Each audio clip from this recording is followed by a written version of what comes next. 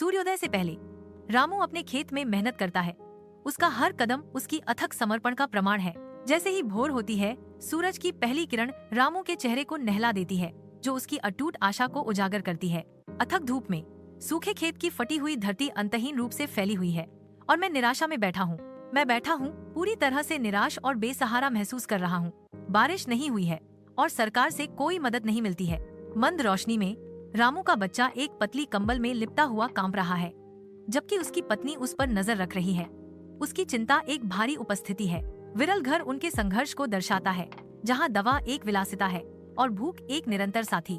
रामू की आवाज चुप्पी को चीरते हुए दृढ़ संकल्प में लिपटे एक वादे के साथ, सब ठीक हो जाएगा, मैं कल फिर खेतों में काम करूंगा। रामू दृढ़ संकल्प के साथ हल लेकर खेत में उतरता है। मैं कड़ी मेहनत करूंगा और दिखाऊंगा कि मैं इस बार फसल उगा सकता हूँ। महीनों बाद खेत लहलहाता है, जो दृढ़ता का प्रमाण है।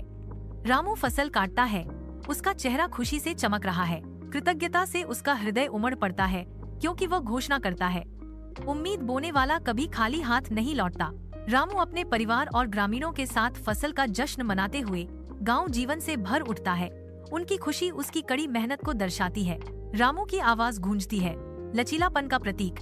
हमें कभी भी उम्मीद नहीं छोड़नी चाहिए और हमेशा कड़ी मेहनत करते रहना चाहिए। रामू को घर की गर्माहट मिलती है जब वह अपने परिवार के साथ खुशी से भोजन करता है। उनके चेहरे नई उम्मीद से चमक रहे हैं।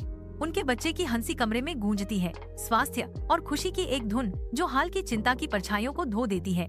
उसकी पत्नी की मुस्कान प्यार और राहत से चमकती है, जो ताकत का एक प्रतीक है, जिसने सबसे कठिन समय में उनका मार्गदर्शन किया है। रामू ने कृतज्ञता और गर्व से भरा हुआ अपना स्वर ऊंचा किया, यह सब आपकी प्रार्थनाओं और मेरी कड़ी मेहनत का परिणाम है।